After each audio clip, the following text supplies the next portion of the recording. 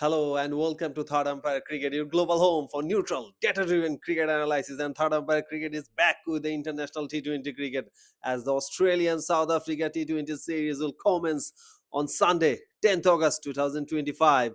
The first two matches of the series will be played at Marrara Cricket Ground in Darwin. At Marrara Cricket Ground, this will be the first ever T20 international game.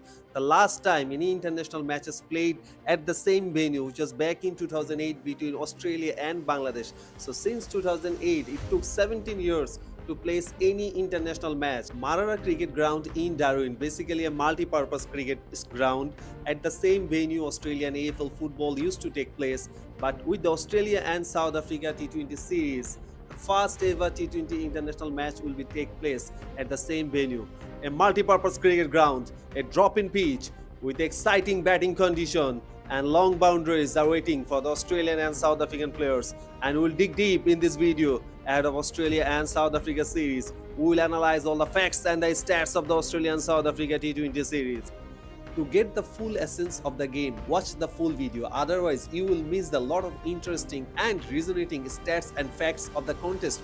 Before dig deep to the video, let me tell you some interesting factors and stats between Australia and South Africa. Australia and South Africa have two competitive cricket nations and they will fight for T20 supremacy in this series, and they will play 3-match one-day series later.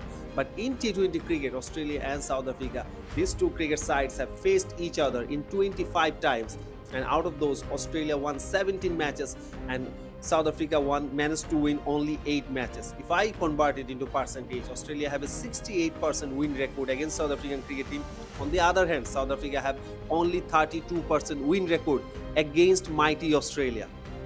Australian cricket team are coming into the series after a 5-0 series win against West Indies in Caribbean. On the other hand, South Africa lost the tri-series final against New Zealand by 3 runs. It was a nail-biter final. Actually, it was South Africa's game to lose, and in the end, it was imperious Matt Henry from Black Caps who actually took the game away from South African cricket team. And ahead of the T20 series, there will be a lot of question has been raised with the performance of Dewald Brevis, Corvin Bosch, Ngidi Pretorius, Senuran, Muthusamy, Nandre, Mapaka. We'll analyze all the facts and stats about all these players. From Australian point of view, Mitchell Owen resonated everybody with his all-round performance, especially with the bat. He has been phenomenal throughout the series. And Cameron Green, Australia have found a new match winner in T20 cricket. Australian chief selector George Bailey stated that Cameron Green will bat at number 4. So we expect Australian captain Mitchell Marsh will bat at number 3. And in the top order, especially in the opening slot, I believe it would be Matthew Short and Travis Head. When it comes to Australian batting, it's all about superpower.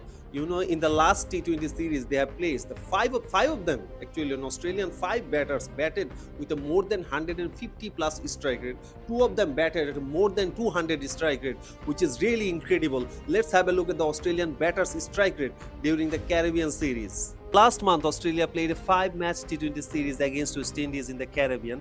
As you can see on the screen, Cameron Green played 5 matches. He scored 205 runs at a strike rate of 156.92.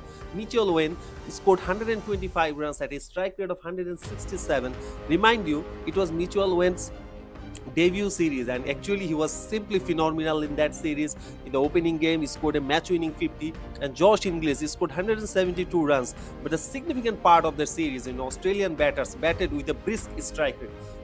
Josh Inglis batted at 216.27 strike rate. Team David, actually, he was outclassed everybody in that series. Played only 2 matches and scored 132 runs at a strike rate of 246.66. My word, simply unbelievable. And Glenn Maxwell, Aussie sensational star, scored only 90 runs in that series, but in the significant part of that, he also maintained over 150 strike rate. He batted at 155.36 strike rate. Australia had a magnificent series against West Indies, and we have to forget about this because it will be a new series, new start, and fresh chapter is set to begin for Australia and South Africa. But in this series, South African bowlers have to prove a point against the mighty Australian batters, because Australians, they love to attack and they love to score at a brisk run rate. And first 2 matches of the series will be played at Marrara Cricket Ground in Darwin, and it's where South African bowlers bowled against Zimbabwe and New Zealand in the tri-series, especially their spinners George Linde, Senuran Muthusamy, Nakava Peter. We'll see their bowling analysis too, because it's really important against Australia. Spinning is really key. They will offer shots, no question with that, and they will attack. So, and the big question mark has been raised: do South African bowlers have the proper plan and proper venom to stop Australian T20 supremacy? Because it's going to be all about power cricket. When your 5 batters batted at a more than 150 plus strike rate, and some of them also scored over 200 runs, 170 runs, it means Australian batters are in red hot form currently. If I talk about Australian batters form, which I just showed, that Australian batters are batting with a more than 150 strike rate. Let's have a look at the South African seamers and spinners bowling performance in the Zimbabwe T20 International Tri Series, which concluded recently. As you can see on the screen, South African space attack performance in the Zimbabwe T20 International Tri Series against Zimbabwe and New Zealand. Lungi and Ngidi, Nandre, Kwena Mapaka, Corbin Bosch all played in that series, and they all are available for the Australia T20 series. And the champion fast bowler Kagiso Rabada is back into the squad also. Kagiso Rabada and Lungi and Ngidi, they are the most experienced campaigner in the South African bowling attack, and these two have done a great job for South African cricket team over the years. And the question is, Nandre, relatively new player, 29 years of age, played several amount of T20 matches for South African cricket team. In the Tri Series, he played 3 matches. He took only 3 wickets, but impressive part of that, look at his economy rate, 6.9. As a left-arm fast bowler in the T20 Tri Series, your economy rate is 6.9, which is really impressive. Kwena Mapaka played 3 matches, bowled 10.5 overs, given away 92 runs, took 3 wickets. Little bit expensive than Nandre, which is 8.7. But when it comes to Corbin Bosch, they are all-rounder who played 4 matches, bowled 16 overs, and given away 123 runs. And without any wicket, his economy rate is 7.6. Still, it's quite acceptable in T20 cricket in terms of economy rate, but he was wicketless. And I believe ahead of the Australia-South Africa T20 series, Nandre is slightly ahead, because Lungi and Ngidi and Kagiso Rabada will play. They will lead the attack. South Africans have little bit of inexperience, I think, which is really good. They are experimenting the squad. They played with exuberance squad against the Zimbabwe T20 International Tri Series. I really appreciate from South African cricket point of view. Let's have a look at the South African spin attack performance in the Zimbabwe T20 International Tri Series. George Linde played all the 5 matches, bowled 11 overs, given away 95 runs, and took 3 wickets. Look at his economy rate, 8.63. I was really impressed with the performance of Senuran Muthusamy. I think he will be in the top 11. There is no question with that. He is someone who loves to give the flight of the ball, and he is never afraid to bowl flight. And as a spinner, you have to take the pace of the ball. You have to bowl slow through the air. And as a spinner, if you are able to bowl slow through the air, there's a more, yes, you could go for 6 and boundaries, but in the same time, there's enough chance of taking wickets too. Played 3 matches, bowled 11 overs, 70 runs, 4 wickets, and economy rate is quite marvelous, 6.36. And Senuran Muthusamy is definitely, he should be in the 11. And Australian batters loves to attack. There is no question with that. They will play their shots, but in the same time, if spinners able to take wickets in the middle overs to drive the runs, I think taking wickets is the best option in T20 cricket. If you are able to take wickets in regular intervals, it will automatically, momentum will swing to you. And Nakava Peter, the right-arm leg spinner, played 3 matches, bowled 8 overs in the Tri Series and 69 runs, and took 2 wickets at the economy of 8.62. Leg spinners will leak runs, leg spinners will be expensive, which is acceptable in modern day T20 cricket. But I have also seen enough glimpse from Nakava Peter, relatively new in international cricket. They need enough substantial amount of game to prove a point, and I believe South African spinners, I think Senuran Muthusamy and Nakava Peter should be in the 11. From seam bowling perspective, Kagiso Rabada is back into the squad. Lungi Ngidi, is a proven performer for South African cricket team. Alongside him, I am expecting Nandre, because Nandre is someone who can swing the ball in both ways. Alongside South African bowlers, South Africans, they have some adventurous batters in their squad. Their regular player, Marrara, Rickelton, Tristan, Stubbs, they all are back into the squad. But in the Zimbabwe T20 International Tri Series, who resonated everybody with his adventurous strike race, that was Dewald Brevis.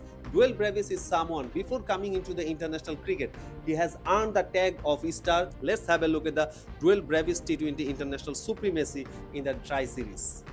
As you can see on the screen, Dewald Brevis T20 International strike rate in the Tri series. Look at that. The very first match of the series, he scored 41 runs at a strike rate of 241.18, which is simply outstanding. Smashed 5 sixes. And the very next game against New Zealand, he scored 35 runs from 18 deliveries at a strike rate of 194.44. In the final, he was someone who actually took the game away from New Zealand cricket team. But in the end, he perishes and South Africa lost the final by 3 runs. But apart from all these, if I look at his strike rate, he scored 31 runs from 16 deliveries at a strike rate of 193.75. I've said earlier, South African cricket team declared a very exuberant and inexperienced squad in the Zimbabwe T20 International Tri Series. They lost the final by 3 runs, but it was Dewald Brevis. From their batting point of view, it was Dewald Brevis and Reuben Harman. These two was really consistent, and I think some of the matches South African cricket team have managed to win the game just because of Reuben Harman and Dewald Brevis. Yes, they have lost all their matches against New Zealand, including the final, but if somebody resonated us, that was Dewald Brevis. Dewald Brevis is someone who is known as Junior A.B. de Villiers, Baby A.B. de Villiers. But in one of the interviews, Dewald Brevis said that he wants to set the tone for Dewald Brevis. He wants to set the name of Dewald Brevis. Dewald Brevis is someone, as I said earlier, he earned the tag of superstar and star before coming to the international cricket. He has played substantial amount of domestic cricket for South African cricket team with his adventurous cricket shots. He can play all around the ground, and he's a very good player, especially against the spinners. And this series, somebody like Josh Hazlewood, Nathan Ellis, Sean Evord, Adam Zampa, Matthew Kuhneman, Glenn Maxwell and Mitchell Owen, if he able to prove a point against Australia, in Australia, he will be one of the big top tier player for South African cricket team for the next 10 years. There is no question with that. So can he prove a point against a mighty Australian bowling attack? They have someone like Josh Hazlewood. We all know about Josh Hazlewood, who can bowl at immaculate line and length. From a spinning point of view, they have experienced Adam Zampa, who is the spearhead of Australian spinning bowling attack. They have Matthew Kuhneman, and they have someone like Glenn Maxwell. If I talk about the other seamer of Australia, Nathan Ellis, he is a T20 specialist. From Sean Evord point of view, another imperious fast ball. Will this be the series for Dewald Brevis? Time will tell. But I'm personally expecting a big showpiece from someone like Dewald Brevis. If I sum up the Australia and South Africa T20 series, in Australian cricket team are in red or touch currently. No question with that. The semi-finalist of recent ICC Men's T20 World Cup back in 2024. On the other hand, South Africa, they have lost the final against India. It was a heartbreaking T20 World Cup final, as we all know about the game. But in the last 5 T20 series, South African cricket team is really struggling. They have lost the series against India at their own backyard in last year, although they managed to win the series against Pakistan. But they've drawn the 2-match T20 series against Ireland last year. In 2024, they have lost the 3-match T20 series against West Indies. Very recently, they played a Tri-Nation T20 series against Zimbabwe and New Zealand, and they have managed to play the final, but they have lost the final against New Zealand, and more importantly, they have lost all their matches against New Zealand. Yes, it was a relatively inexperienced squad, but against Australia, somebody like Aiden Markram is back into the 11, and he will lead the side as a captain. Ryan Rickelton, left-handed dashing hard-hitter batsman, is back also into the squad. In the middle order point of view, Tristan Stubbs is also back, and their premium fast bowler is spearhead of South African pace bowling attack. Lungi and Ngidi and Kagiso Rabada is also into the squad. Especially with the arrival of Kagiso Rabada, it will uplift the South African bowling attack. They have Nandre, 29 years of age, relatively new in international T20 cricket, but still he has the enough experience as a left-arm fast bowler who can swing the ball in both ways. Kwena Mapaka, 19 years of age, emerging talent. There has been a lot of talking going around with Kwena Mapaka's ability. He also needs to prove a point in this series, and I'm really expecting a cracker of a T20 series between Australia and South Africa. From Australian point of view, before the 2026 T20 World Cup, which will be held in Sri Lanka and India jointly next year, they have to fix their opening combination. Australia tried a lot of opening combination, but none of them are working. I think Marsh should bat at number 3. As Australian chief selector stated, Cameron Green will bat at number 4. So I believe it would be Travis Head and Matthew Short in number 1 and number 2. They have somebody like Glenn Maxwell in the back of the order. Tim David, there is tremendous form, blistering form, and with the new all-rounder joined the squad, Mitchell Owen, who has resonated everybody with his blistering knock. From bowling point of view, they had a master class bowling attack. no question with that. And with the bowling attack, I think Australian cricket team is relatively favorite. But from South African point of view, it's going to be a series for somebody like Juan Pretorius, Dewald Brevis, Corwin Bosch, and Ryan Rickelton also needs to prove a point in this series too. From the bowling point of view, it's going to be the spinners. Someone like Senuran Muthusamy, George Linde, Nakaba Peter, and one of these three will come into the South African 11 permanently. But with the performance of the series, from seam bowling attack, it would be Nandre versus Kuena Mapaka's clash. One of these two will join the 11 also after the series. To get all the cricket updates, keep your eyes on Third Umpire Cricket. Until then, stay safe, stay healthy.